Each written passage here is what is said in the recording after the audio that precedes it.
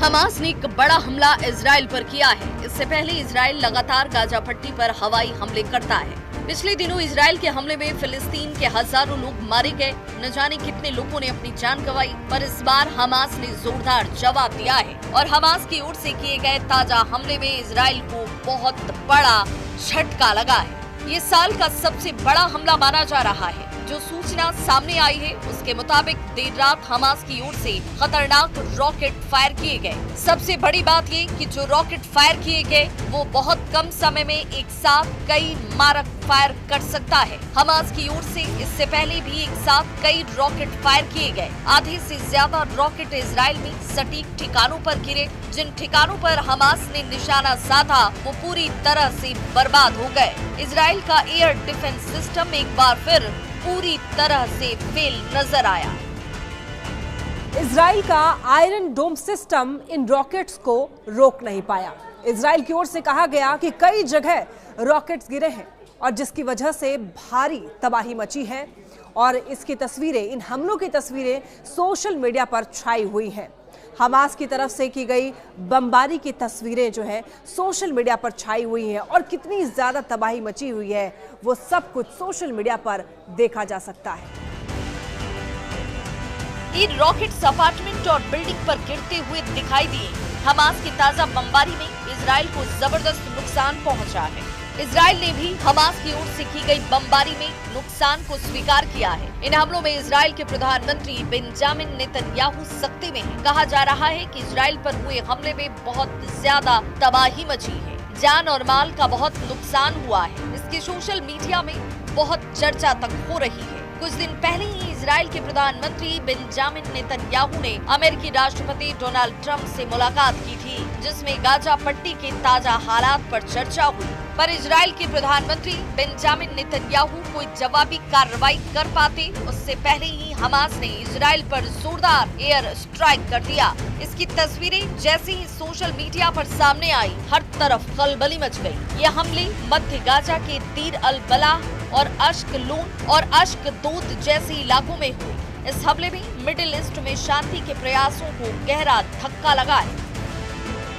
यही नहीं, हमास की ओर से हो रहे इजराइल पर ताबड़तोड़ हमले को रोकने में इजराइल का डिफेंस सिस्टम पूरी तरीके से नाकाम साबित हुआ। ना तो इजराइल का डोम सिस्टम काम आया और ना ही अमेरिका की तरफ से मिला गया हाईटेक डिफेंस सिस्टम काम आया।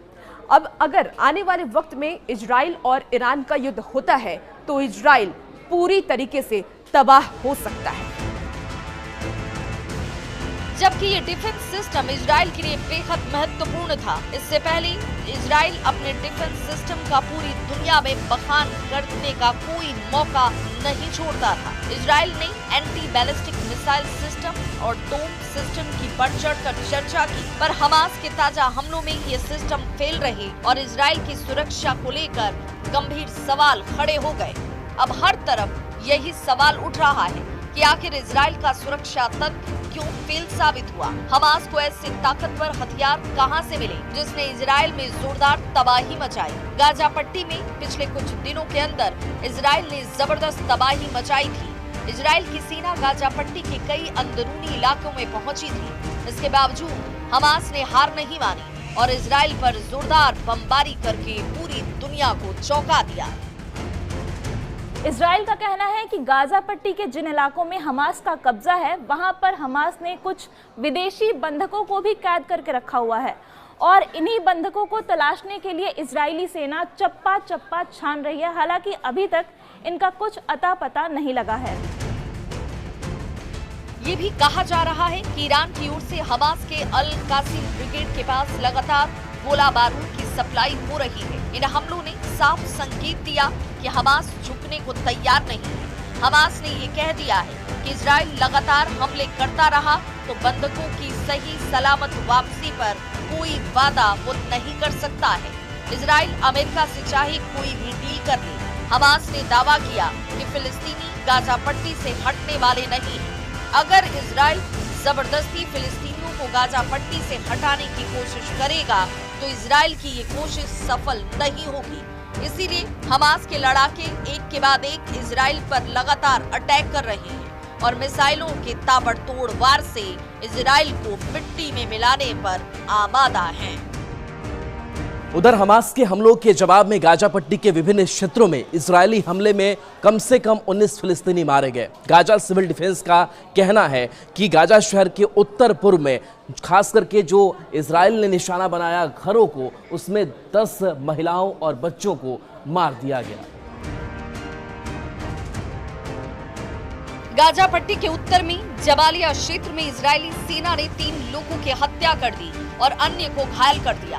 गाजा पट्टी के दक्षिणी शहर खान यूनुस में इजरायली ड्रोन हमलों में कम से कम 2 बच्चे समेत 5 लोगों की जान चली गई। वहीं केंद्रीय नुसेरात शहर में विस्थापितों को भोजन वितरित करने वाले टेंट पर इजरायली विमान के हमले में एक शख्स की मौत हो गई।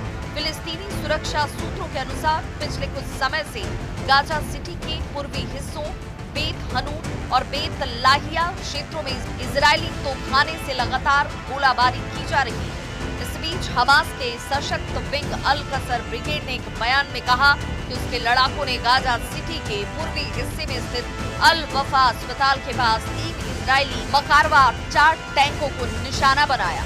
हालांकि इजरायली सेना ने अब तक इन हमलों पर कोई टिप्पणी नहीं की। इजराइल रक्षा बल ने कहा कि गाजा पट्टी में फिर से शुरू किए गए अभियान के तहत हमास के राजनीतिक ब्यूरो के कुल 11 वरिष्ठ अधिकारी मारे जा चुके हैं। फिर से शुरू किए गए अभियानों में अब तक वायुसेना के 350 लड़ाकू विमानों और लगभग 1200 आतंकी ठिकानों पर हवाई हमले किए गए। 100 से अधिक लक्ष्य सटीक हमलों में नष्ट किए गए और गाजा पट्टी में आतंकी संगठनों के सैकड़ों आतंकियों व सैन्य कमांडरों को मार गिराया गया है।